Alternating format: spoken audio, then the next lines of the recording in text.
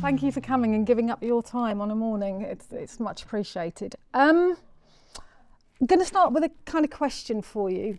Years ago, I had to do some training to become a trainer. It's a really original course. It's called Train the Trainer. Great name, right?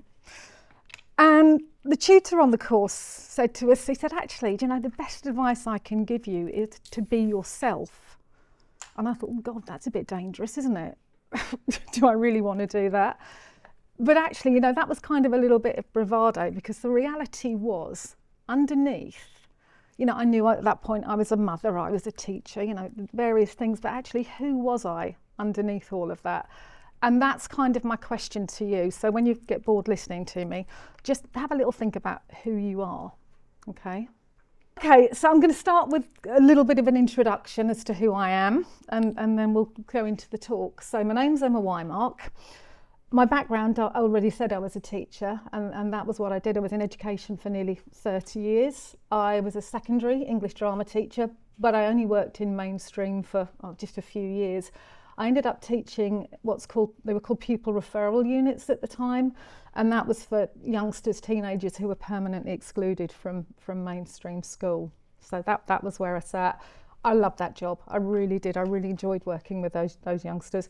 And I didn't only just teach. The job was a kind of an interesting mix of things. I also trained teachers in behaviour management, because a lot of the young people I was working with had experienced trauma, had sort of additional learning needs. There was lots of neurodivergence, probably a lot more than we realised at the time. But, you know, our understanding has improved massively, hasn't it, over the last sort of 10, 15 years.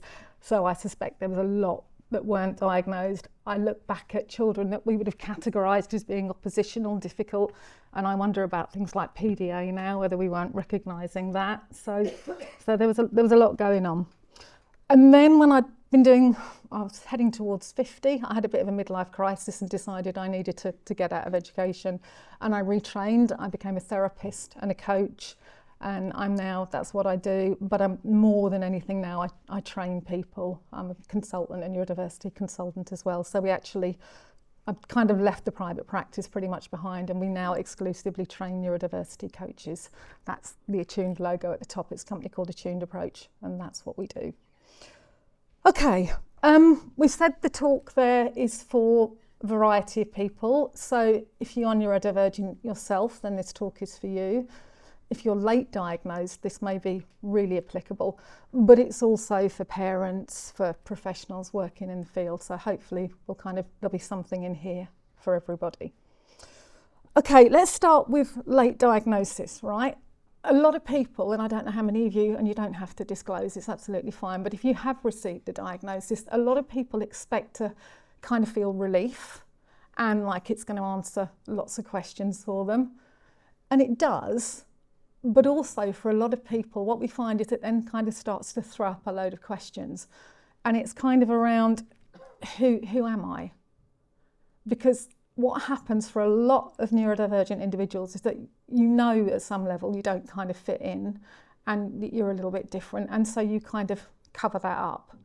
And it means that you don't necessarily go through the process of really discovering your authentic self. And that's what this talk is really about. Okay. Oh, come on, this clicker's slow, isn't it? So the question is, what if some people are not returning to their authentic self, but discovering it for the first time? When people get late diagnosed, people are often told, you know, just unmask, be yourself. You can do that now. But actually, you may not know who that person is. So that's kind of where we're going with this. And to understand all of the reasons behind that, we need to start with the concept of masking. So I had a client in my room not so long ago, and I said to her, just tell me a little bit about, you know, the sort of things, you know, who you are, you know, kind of that bigger stuff. And she looked at me and she said, Emma, I don't know what I want for dinner, let alone who I am. And that's the kind of thing I hear a lot, that sort of sense of not really understanding identity. Okay, so let's start with masking and what we mean by that. I think it's fair to say, and it's not just about neurodivergence, everybody masks to a degree. Yeah, people are nodding. Neurotypical people mask. The person that we are at work is not necessarily the person we are on Friday night when we're out with our mates and we've had a few drinks, right? You don't bring that self, into a professional role, for example, do you? And a lot of people see that being very much kind of deceptive or manipulative, but that's not how I see it, and it's not how I'm going to frame it in this talk. I worked with another client a while back again, and they're an adult client, but they were talking about being at school. And what they said to me was, going into school, I had to kind of put on a personality, a little bit like I put on my school uniform.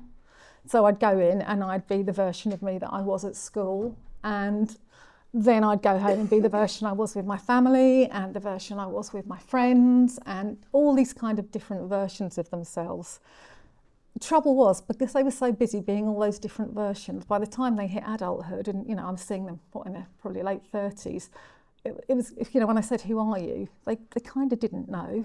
They kind of were all those versions, but they didn't really understand who they were underneath, and what the things they really liked, and that kind of sense of authentic self, it just wasn't there. Okay, let's keep going. So if it's not about manipulation and it's not sort of, just pretending and kind of doing that for kind of bad reasons, I guess, what's going on? So I see it very much, it's about safety, ultimately, okay? It's, as humans, I'm going to take us into something called evolutionary psychology. Don't know if anybody's heard of that. Now, the idea is that essentially, whilst humans have been on the planet for 200,000 years, evolution takes millennia, right? Millions of years, evolution. And 200,000 years is a drop in the ocean. Now, that means that in modern society, as humans, we still kind of have a caveman brain. That's the reality. We're living in this really over-the-top, overstimulating modern world, but we still have caveman brains. Now, as humans, we are also mammals. And again, I don't know how much you know, but mammals tend to live in groups. Any idea why mammals live in groups? Done, I'm going to ask a question. Safety? 100% that, yeah. Okay, if you are a cave person and you go out hunting by yourself and, oh goodness, the saber-toothed tiger, let's do some stereotypes here, right? You come across that saber-toothed tiger, what's going to happen to you? Your dinner, absolutely. If you go out hunting with your tribe, then chances are the saber-toothed tiger will become dinner.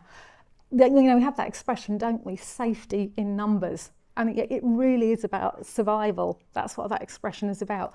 We have a need, a real basic human need to belong, to be part of a group. Okay, and without that, we feel really, really vulnerable. So the way we conceptualise masking is that it's about making sure that you fit in and you are part of a group. And you're not necessarily doing that consciously, deliberately, but it's just that basic need inside you to know that you belong because you're safer. So that's how we view masking here. Okay? It's about safety. And we live in an environment where if you do stand out, people notice, don't they? People get very judgy. So it's far safer for a lot of people to just kind of fly under the radar and fit in.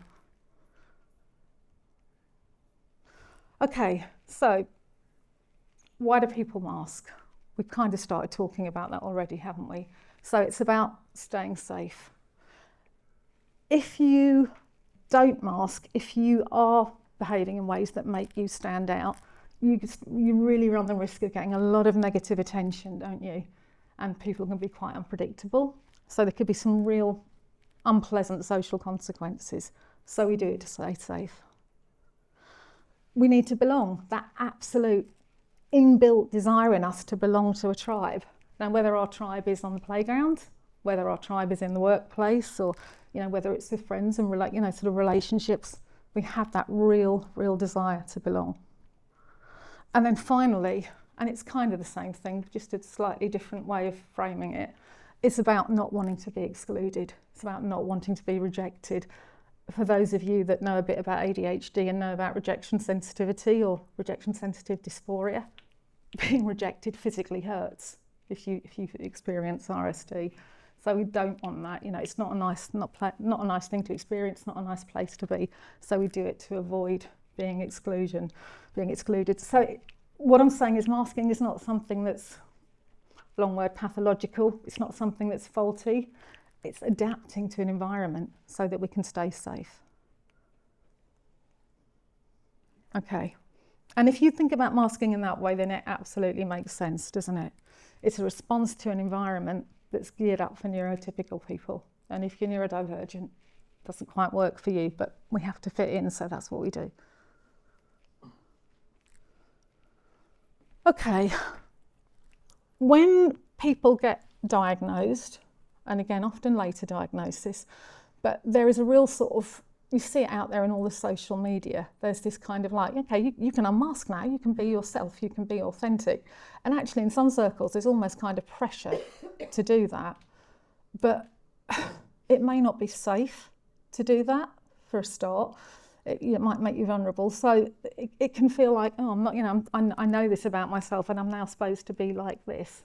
And that can be really confusing. And some people aren't able to do it. And of course, there's something else that's going on and haven't even kind of got to this point.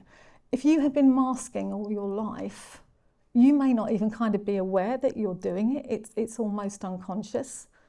And so how do I do that? I don't know how to do that. And then people can actually, I've had clients come to me and sort of talk about feeling guilty because they're not unmasking, because they don't know how to. How do I do that?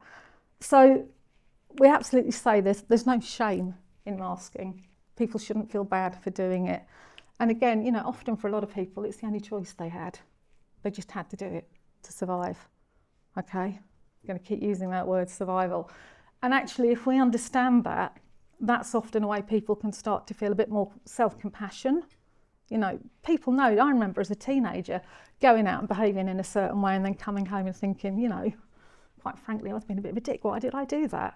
But that was what I was doing. And I used to feel bad that I wasn't, you know, being myself, but I didn't know what else to do. And if we can understand that for ourselves, and if we can understand that about other people, it can help us massively.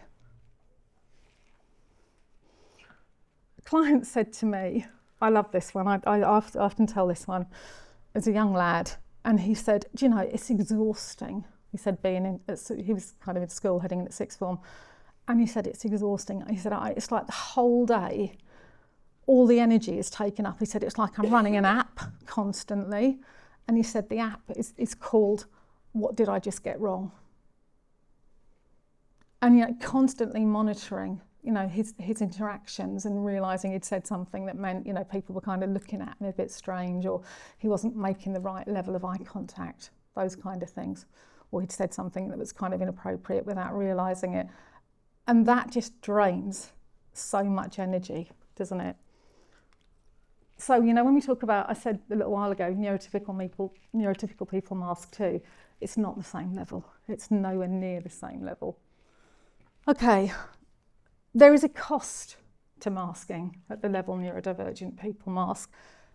First one is obviously energy, right? As I said, that kid. If you are kind of constantly performing, and again, consciously, unconsciously, but if you are doing that, it's draining, right? It's draining your thinking capacity if you are doing it consciously, and it will be draining you emotionally because you're not feeling safe all the time, and that takes energy. If you are consciously or unconsciously worrying about how you're performing, how you're coming across, you're going to be in a permanent state of anxiety. Might be low level, might be higher, might depend on the circumstance.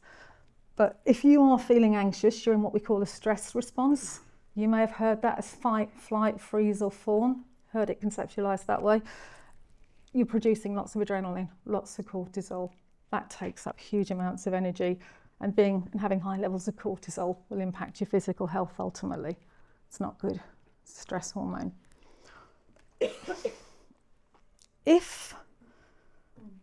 Whether you are accepted or liked or, you know, whatever else that might be, if that's only on the basis of this performance that you're putting on, okay, what then, and this is when it becomes really difficult, and this is the bit, you know, for children and young people where this really starts to make a big difference. You're being accepted because of this personality that you're putting on. You're not being accepted for you. Okay, so what's going on is about, will people like me? Will people accept me if I'm this way? And that has a cost, right? Because what happens is that you're kind of losing touch of who you are, who your real self is, because you're not getting to do that very often. And you start to, and this is why I say when people are really, really late diagnosed, they'll say to me, am I masking? I don't know, I'm kind of just being me. But who was that? Who is that me, and where does that come from? And it's often about pleasing other people to keep yourself safe. So you get disconnected from who you really are.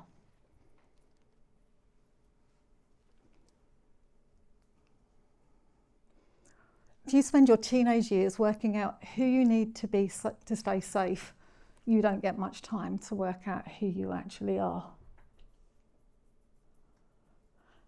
Now, this whole concept of how we become our true authentic selves, the scientific name for it is individuation. Okay, so that's what we're talking about today. So, what is it? It's the process of separating yourself as a child, and it tends to happen in adolescence, and it's how you start to develop your own thoughts. As a child, you grow up, you kind of tend to take the beliefs on of your family, don't you? You know, their politics, you know, the ways they view the world. You just kind of accept that that's normal. But as we kind of enter adolescence, we start to maybe have some of our own opinions a little bit more. We start to see ourselves as someone separate from our families, with our own likes, dislikes, etc., and values as well. My mum was super proud of me for going to university because I was the first one in our family to go. But she was an absolute dyed-in-the-wool, true blue Tory. And when I got to the university, I discovered socialist politics and became a real lefty. Oh my God, that did not go down well. And I was like, okay, but you know, you wanted me to get an education. You know, that means I'm going to start to have some of my own ideas and opinions. She still doesn't to this day, she doesn't like it. So we're learning all those things. And we're also learning about what society expects, and maybe starting to think about, okay, what do I think for myself? Do I agree with society? Do I think some things are wrong? That's all individuation. So it typically unfolds during adolescence, and it manifests in ways like rebellion, right? Teenagers starting to kick off and not wanting to follow the rules. We might start experimenting. That might be things like different music, different clothes, might be drugs, you know, all the different ways that people experiment, and lots of boundary testing, right? Teenagers, I know it's a pain in the backside when you're a parent or a teacher, but that's what teenagers are supposed to do. That's their job. It's how they find out who they are. So, you know, we call it a rite of passage. It's necessary, it's, you know, it's normal development, and it's meant to happen. Okay, and that's about, in a normal teenager, a neurotypical teenager, that's how they get to find out who they are. Trouble is, if you're neurodivergent, potentially, and you're masking, things get in the way.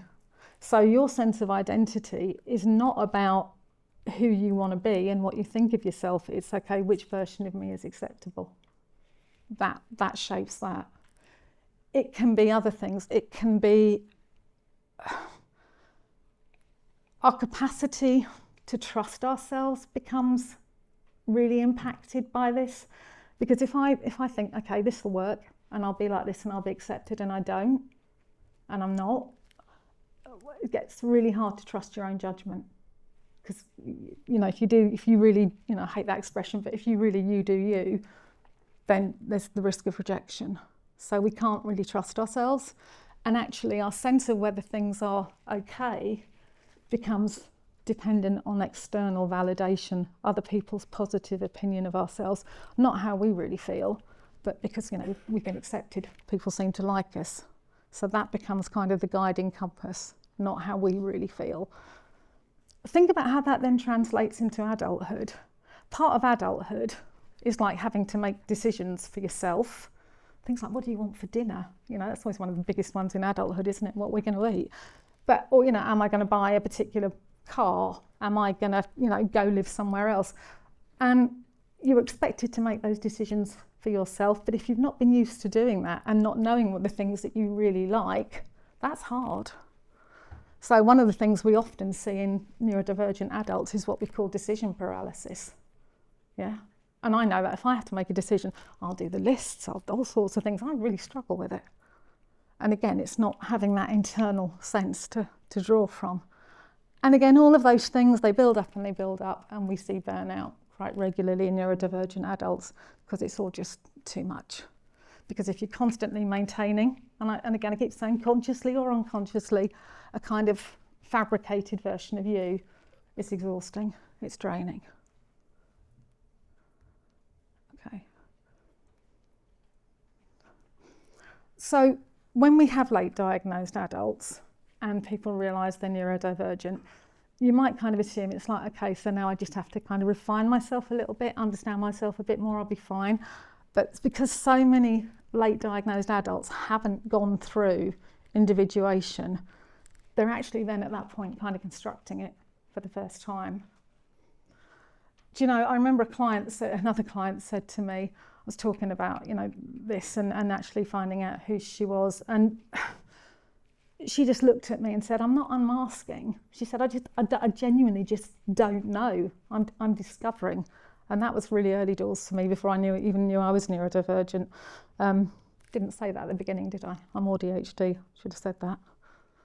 Okay. When people they find out they're neurodivergent and then they start discovering things about themselves, it can look really, really confusing to the outside world. Another client, I'll call her Sarah, that wasn't her name obviously. She was in her 30s, mid-30s, she discovered she was autistic, and that was a huge revelation to her, hadn't kind of realised. And then she was starting to, you know, think, okay, so who am I? And kind of go through this process. Now, she had a really good job, been in a career for years. She decided she didn't like it anymore. She started to change how she dressed. She dyed her hair, some really funky colours, looked great. She'd been in a relationship for a while. She realised that wasn't right for her, so she left that. And, you know, fell out with various friends, started to find new community. And all the people that knew her were like, what the hell is going on? Why is she blowing up her life? Couldn't understand it. But actually, all of that life that had been constructed wasn't really her. She wanted different things. So it looked messy, it looked chaotic. It kind of looked like she was, you know, at sort of 36, 37, whatever she was turning into a 15-year-old again. But that's kind of the point. She was going back and making up for the interrupted development that had happened in her teen years. And it's really important that people who are supporting neurodivergent people understand that, because otherwise people can get very judgy and see it as immature and not really understand what's going on. And the point is that work didn't happen, that process didn't happen because it was dangerous in adolescence. Okay, there are loads of developmental models, right? Those of you that have had kids will know things like, you know, kids generally walk at around 1, don't they? There's, you know, they have all these developmental milestones. And so there are lots of developmental models out there of human behaviour. This one is probably the most famous. It's called Maslow's hierarchy of needs. And you may have seen it if you've studied any psychology or child development or sort of social work, anything like that. I got this as a teacher. I did it when I did my psychology A-level. My husband and I were also foster carers for several years. We had to go through all of this when we trained to be foster carers. So it's really well known. Anybody seen that one? A few nods, right, okay. There is another version that does the rounds, and it's got a hand, like pencil drawn extra layer underneath basic physiological needs, and it just says Wi-Fi. I know, I love that one, it's great, isn't it? It's not far off the truth, is it? Okay, so the idea is this is linear, it's hierarchical. You have to get the very needs at the bottom met before you can kind of progress your way up. So it's kind of like a ladder and you climb up. And when you get to the top, you're supposed to kind of stay there, unless maybe something major happens. So let me talk you through. First basic needs. We need food and water and sleep and stuff like that, don't we? Otherwise, we're going to die, essentially. So real basic needs. We need to feel safe. Go back to our caveman brain, right? And that might come from having resources, living somewhere that's safe, having kind of family around us. So life being kind of fairly stable. If we get those bits in place, then we can start to meet what we call psychological needs. So things like love and belonging, being part of that tribe that I was talking about in evolutionary psychology terms. So having friends, family, relationships, feeling connected to people. And if we have all of that, then we can maybe start to sort of achieve things and sort of develop a sense of self-esteem. It's hard to develop self-esteem if nobody else values you, right? So we need that bit first so we can develop that. And then finally at the top, the pinnacle of Maslow's hierarchy of needs is what we call self-actualization. And that's kind of like when you're kind of being the best possible version of you. So it might be that, you've done well in a career, you have some kind of sense of purpose that you've kind of achieved, all right? So Maslow would say, you work your way up and you get to the top and you're there. Actually, to be fair to Maslow, he would say occasionally there might be some big disaster, like some big trauma or a war or, I don't know, an earthquake or something. And it might be that for a little while you're chucked back down to one of those earlier levels. But essentially, as soon as the situation stabilises, you go back up again, okay? Think about those needs if you're neurodivergent. And this training normally is about a couple of hours, and obviously I've only got 45 minutes or so. There are problems with every single layer here, aren't there? Let me just give you some examples, basic ones. Think about it. I'll ask you, if you're neurodivergent, why might that one be a problem? ARFID, avoidant restrictive food intake disorder, really limited amount of food. Anything else? What about if you're an ADHDer? Go on. You stick to the same food requirements that you're always used to? Yeah, that real repetitive, like sort of routine, with food. Is that what, have I understood you right? Yeah. Okay. When I wrote this training, I went out, I've got a cabin in the garden where I see my clients, like a summer house thing, and I was out there and I said to my husband on a Saturday afternoon, 2 o'clock, I'm going out, I'm going to get this training written. And a couple of hours, he rang me at 7 o'clock, 5 hours later, going, are you coming in tonight? And I'd gone into that complete hyper-focus. And as soon as he rang me, I was like, God, I need to pee, I'm hungry, I'm thirsty. And I'd just gone into the zone. So I'm missing all of those basic needs. Sleep. ADHDers really can struggle with sleep. It can be a complete nightmare, can't it? All of those things get messed up, and we could go up the whole level of that and find problems with it at every single layer. Okay, so as I said, linear progression, you work your way up. I do this, I talk through the slides and realise I haven't pressed all the buttons. So Maslow assumes that everybody's nervous system, people are stable, right? But that's not the case for lots of neurodivergent people. Safety, belonging, that can fluctuate all the time. I mean, literally hour by hour, day by day, especially when we're masking. So it's like our sense of safety is really temperamental. It goes up and down all the time. It's not constantly there for us. And it's not like, I feel safe, I've done that bit. That can be changing constantly for us. Think about things like sensory stuff, how that can dysregulate us. If those of you who are neurodivergent and are aware of how much sensory overwhelm can occur, that makes us feel unsafe. Okay, so if we're looking at neurodivergent development, what we're saying is it's not linear, okay? And we will often have to go back down to those basic levels because we're not hitting them or we need to rethink them. So, and again, if you were looking at that from a sort of a normal point of view, that would actually look like what we call regression. It's like you're going back down, you're failing. But that's not the case for neurodivergent people. It isn't regression. It's just naturally how we are as neurodivergent people, okay? So we kind of conceptualize it as a kind of more like a spiral. We kind of loop up and we loop down, and we might go up and down several times a day, all right? And it's kind of a more honest way of what neurodivergent growth looks like. So we have our own little model. We got rid of Maslow and we called it the spiral of becoming. So it's what we call a corrective lens. It's taking all those traditional models and looking at them differently. So for us, like I said, it's a spiral. It's not hierarchical. It's not based on your performance, how well you're doing, and it acknowledges that we just go up and down.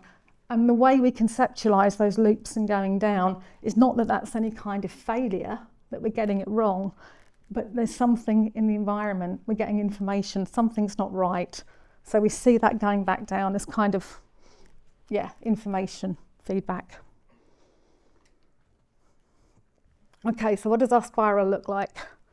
First level, what we call foundational safety. So that means our nervous system is regulated. What that means, that's a posh way of saying we feel calm, we feel okay. So you need to be feeling calm and regulated before you can do anything else. If you go into school and you've had a massive row with somebody, what are the chances of you taking in the lesson? It's not going to happen, is it? Right? It's much, much harder.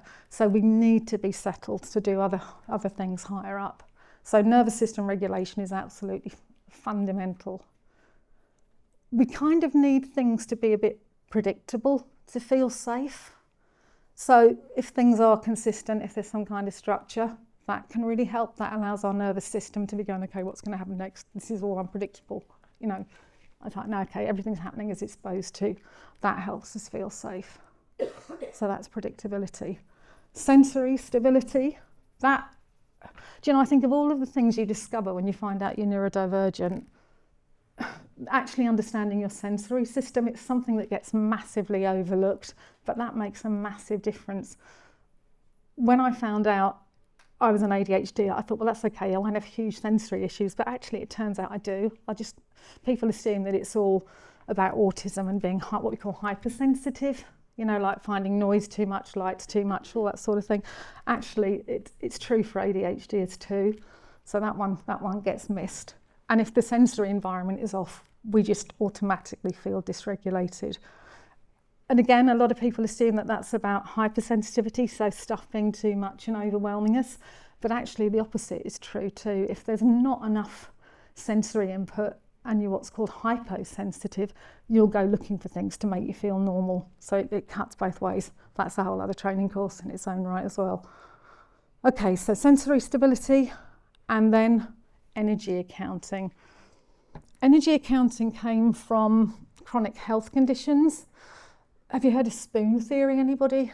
Like the idea you have so many spoons every day and certain things use up certain numbers of spoons. It's very true for neurodivergent people. And if you can actually start to understand what drains you, if I'm working with teenagers or kids, I'll talk about like a mobile phone battery. So what things drain your battery, but what things help you kind of boost it back up. And if you're neurodivergent, things that a lot of neurotypical people take for granted and don't get particularly drained by might drain us. So we need to understand, just what a typical day costs us in terms of energy. If we get all of that right, we've kind of hit the foundational safety needs. Right, layer 2, belonging. Back to my caveman, aren't I?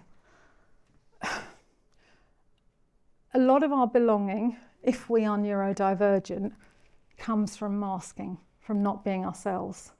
Okay, and that comes at a cost, as we know. Okay, so it's kind of like you're on that automatic performance bit, right? There can be a lot of shame around being neurodivergent for people because we do get things wrong. I'm an ADHD, but predominantly ADHD, and I will do that thing of like interrupting people, messing up on time, being late, forgetting things, forgetting somebody's birthday, all the things that can happen when you have ADHD. And until I knew I had ADHD, they used to really embarrass me. I used to think, what is wrong with me? Other people can kind of do this stuff, but why am I finding it harder? So that ability to realise, okay, these things are because of my neurodivergence, not just because I'm a bad, lazy person.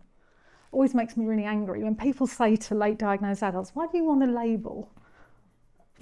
It's not a label, it's a diagnosis. But also, I had a load of labels for myself and they weren't very positive ones, and I've replaced them with something that makes sense. Okay, so shame reduction. And then what we call relational safety. Now, what I mean by that is that people that accept you as you, people where you don't have to perform to be accepted, if we have that real, authentic connection, that makes a huge difference. That's why, again, a lot of people, a diagnosis actually then introduces them to other neurodivergent people. They find a sense of community, all starts to make sense. And then we get authentic belonging. Okay. Nearly there. Layer 3, self-trust. Do you remember I said if you are having to kind of base whether you're okay based on external information the whole time, you don't get to kind of know yourself and your gut reactions and what you think. That's part of where a lack of self-trust comes from for neurodivergent people. But also, we get a lot of criticism, a lot of invalidation. So when I was having, at 13, a big RSD reaction because I'd fallen out with a friend and was, and my whole kind of world had ended, I was got, you're making a fuss, you're being too much, you don't need to do that. I think about, I remember my son, various relatives, and we kind of fell out over it. He didn't have ARFID, but he was quite a lot of sensory sensitivities about food. And people are like, you can eat it, it's just fine. Why are you making a fuss about that noise? Constant invalidation, not realising. And then the other thing, what I mean by executive inconsistency is exactly what I was talking about, like, the losing track of time, the messing up, forgetting birthdays, just kind of getting things wrong like that. That's all to do with something called executive functioning. Okay, and as I said, you get that invalidation. Why are you making a fuss about that? Or, shouldn't do it that way, that's wrong. Constant correction. There's something that's often, it's kind of quoted as a statistic, and it's not actually a statistic. It came from an article where somebody kind of had a best guess. But they reckon that the average ADHD child by the age of 12 has had 20,000 more negative comments than a normal child, a neurotypical child. Does damage, doesn't it? Okay, and as I said, that last bit, trusting yourself internally becomes difficult when you're constantly told you're wrong. Okay. So, self-trust, the ability to develop that's about you knowing that what you feel inside is right for you, and you don't need other people's approval to be able to, feel okay. So that's what we're looking at, self-trust. And I'll talk about how we develop that. There's a lot of things that can help, and I'll come back to that, small decisions, later on. Okay, that's self-trust. This one, identity and expression. That should say layer 4, shouldn't it? Yeah, I see. Not noticing careless errors, ADHD, right? Do you remember we said when we talked about individuation, values, knowing what's important to you, not what was just expected of you, what you had to do to fit in. Boundaries, putting in boundaries for yourself that are actually meaningful. So many ADHDers that I see are real people pleasers because, they need to belong. And so you're kind of engaging actually and, getting what you need from the world authentically rather than because that's what you have to do to be accepted. So genuine self again. And then just authenticity.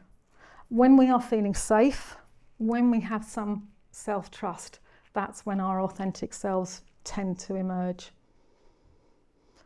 And then interests. This is something I do with a lot of older clients as well.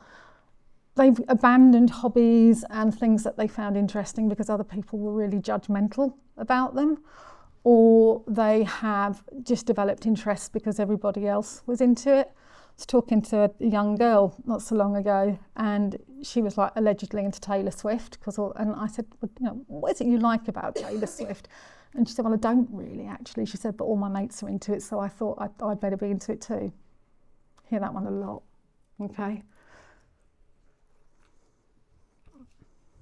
I think, to be fair, that's kind of not uncommon for teenagers, but again, it's about the level, right? Final stage, what we call integration. Some people looking at that, and we've had some people look at it who kind of know Maslow, and they've gone, isn't this kind of like self-actualization, finding out who you are? But it's not quite how I see it in my head. I see it more as coherence, and what I mean by that is that what we do outside in the the external world matches what we're feeling inside. They're connected, they're kind of the same, and that's what I'm getting at with integration. So inner and outer life aligning, you kind of yourself wherever you are. When I met my husband 33 years ago, I was 25, and we'd only been together a few weeks, and he said to me, "You're like a chameleon." What are you talking about? I was slightly offended. And he said, depending on who we're with, you're really different. And I was like, am I? He said, no. He said, you really change personality depending on who you're with. And I hadn't kind of really noticed that. And I was a bit offended, if I'm honest. But over time, I realised he was right. I did change a little bit, quite a bit probably. But at that point, I thought, well, that's a good thing. That means I just, I fit in, I'm all right wherever I go. But there's a cost to that, as you've realised. Knowing our limits, and our limits being based on real knowledge about ourselves, not rules or trying to please other people.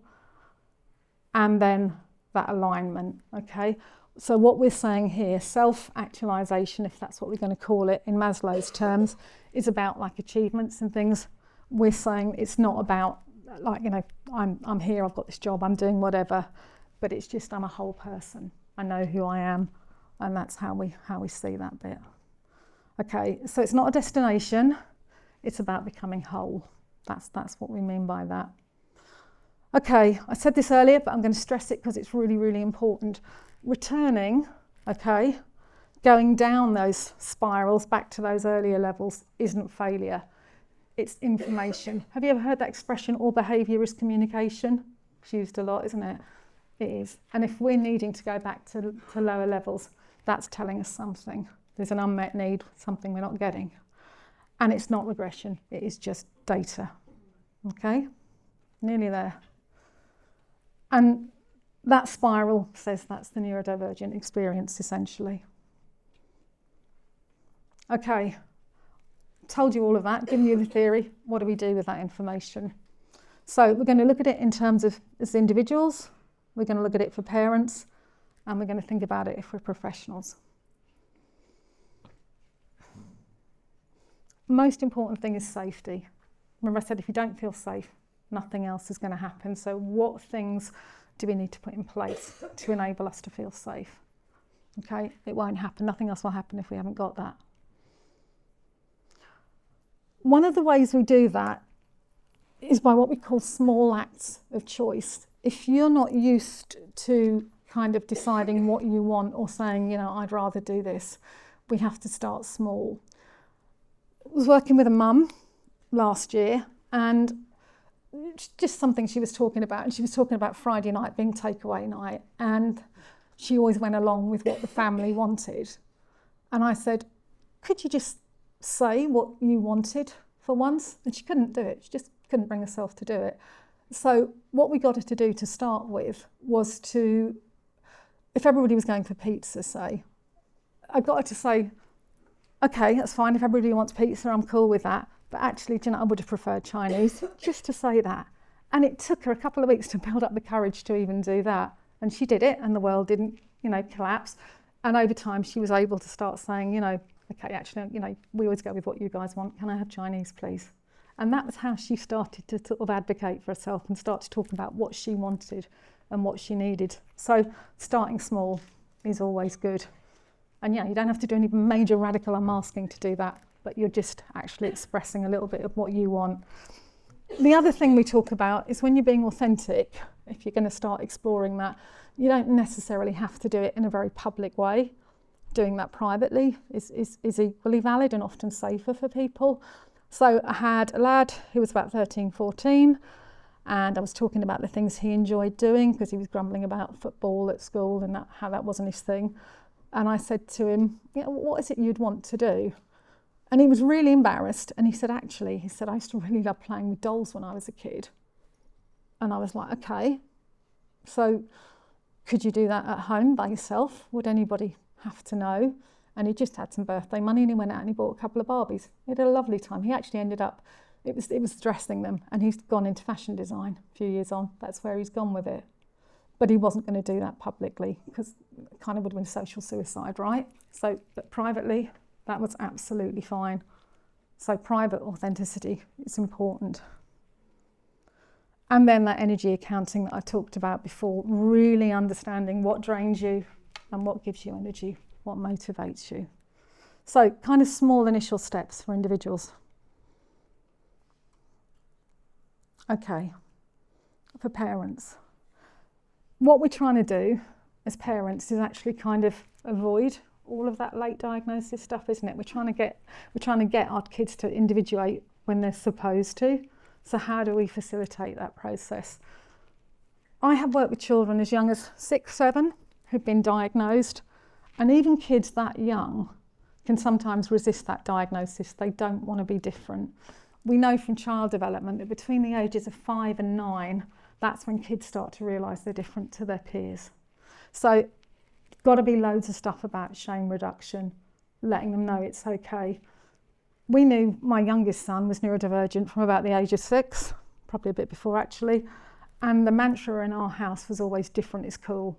We really used to say that all the time, be yourself, it's fine, and you're accepted for that. So reducing shame. Okay. Safety before performance. Parenting is hard, right? Parenting neurodivergent kids is like super hard. There is so much judgment. I remember things like, my son had sensory differences around food, and I remember very well-meaning, kind relatives telling me, that we ought to make him eat some different things. We were encouraging him to be a fussy eater. I remember the guy in the supermarket when my son was having a complete meltdown because of sensory overload in Tesco's. So actually, this guy said to me, he said, you know what, love, he says, you want to give him a smack, because if he's doing that at 5, what's he going to be like when he's a teenager? I'm not going to tell you how I replied. Wasn't pleasant. But there are lots of demands, aren't there? And when our kids need stuff that's different, there can be an awful lot of judgment. And actually, if we don't advocate for our kids, who's going to? If we don't put their needs before, other people's opinions, expectations, we're going to do damage, right? So nervous system regulation over compliance, over social performance. Yeah, my kids didn't want to be in the lounge with, great Uncle Bert or whatever. If they wanted to go up to their bedrooms, fine, let them go. I talked about small acts of choice for adults, like, the mum and the takeaway. We can do that with our kids. Actually, most parents do this anyway, but I think we have to be a bit more deliberate about it with our neurodivergent kids. So lots of small choices, right? Even when they're toddlers. Do you want to wear your blue t-shirt or your red t-shirt? Just giving choices, letting them know that their opinions count and that they can choose and it's fine, and building that up. Doesn't mean we have to get it right or they have to get it right. It's okay for them to make bad choices, as long as they're kind of not life-threatening potentially. But if they go out and blow their birthday money on something that is going to last 5 minutes, let them do it. That's how they learn. But give them the choice to do that. That's how they build that self-trust. And absolutely allowing exploration, letting kids find out who they are, what they want to do, and giving them the opportunities to do that. That's all the ways that the kids will start to have the confidence to go through that individuation. If you are a professional in the room, I'm going to hazard a guess that you're probably on board with this stuff, otherwise you wouldn't be here. But I do see some professionals who absolutely don't get it. Coaching is because we train coaches. So I have seen some professionals be really judgy about neurodivergent people as adults kind of apparently regressing. It's not helpful. It's a misunderstanding of what's going on. Again, if somebody keeps looping into patterns, and there's patterns, why are you stuck? Why are you not making progress? No therapists say that. because they're not understanding the looping nature of that spiral, and they just see it as something's going wrong. And, you know, trying to get people to, you know, a level that they're not ready to be at far too quickly. So, principles, understanding just how important nervous system safety and the need to belong really is, and seeing about the impact of that. If those things aren't there, what's happening? Okay, and they will change, they will fluctuate, and not rushing people through those layers, as I said. And again, those unmet needs, if we're looping, what's that telling us? And I've said that, reducing that linear development. Okay, if I'm going to sum this all up, individuation, particularly when it's later, it's not about refinement. Okay, for a lot of people, it's absolute reconstruction. Okay, a lot of people are actually, as we said, I talked about that client, did I? She said, I'm not unmasking, I'm discovering who I am. And that's often the case for a lot of late diagnosed adults. And we do that with, we need new tools, we need a new sense of safety, and sometimes we need permission to do that. Okay. Growth is not about climbing higher, it's about becoming more coherent, inside and outside, matching. So for us, that spiral, as opposed to things like Maslow, it's more honest, it's more compassionate, and it's a more accurate reflection of how neurodivergent people develop. Honors loops, validate safety seeking is something we really, really need, and we see it as coherence, not performance. Okay, some questions for you, whether you're an individual, whether you're a parent, you know, whether you're a professional. So if you're thinking about yourself or your clients or, you know, whoever you're working with or your children, where are you seeing those looping behaviours? Where does that happen? Where do people go back to those earlier needs? And if that's happening lots, what's that about? What's that behaviour communicating? If that's happening, it's probably about safety. So what do we need to do to make people feel safe? So, you know, what conditions, what things do we change? Is that about relationships? Is it about sensory needs? Is it about structure, things like predictability? What can we do to help people have a more regulated nervous system so that they can then go back up that spiral again? And then finally, you know, where is identity still unfolding? I know I'm making this sound very black and white, autistic perhaps, but, you know, it might be that actually we do have some sense of identity in some areas, but then there may be other chunks where there's none. So it's about looking at where the identity is forming, but where there are big gaps still. Okay? So if you work on those areas, we're going to make progress. Right, okay, thank you for listening. God, I managed to do that in 40 minutes, that's not bad, 42 minutes, 3 under. If you are interested in any of the trainings that we do, if you're interested in neurodiversity coaching, or you think, you know, you might want to train, or you might want some coaching, that's the address. I'm going to put an apology out. Our website is completely under reconstruction at the moment. It should be a brand new shiny website in about 2 weeks' time, but you might find a few dodgy links and a few 404 errors. But if you can't find what you need on the website, you can always drop us an email. We're on socials, we're on Facebook, we're on LinkedIn, we're on Instagram. So just Google Attuned Approach and you'll find us.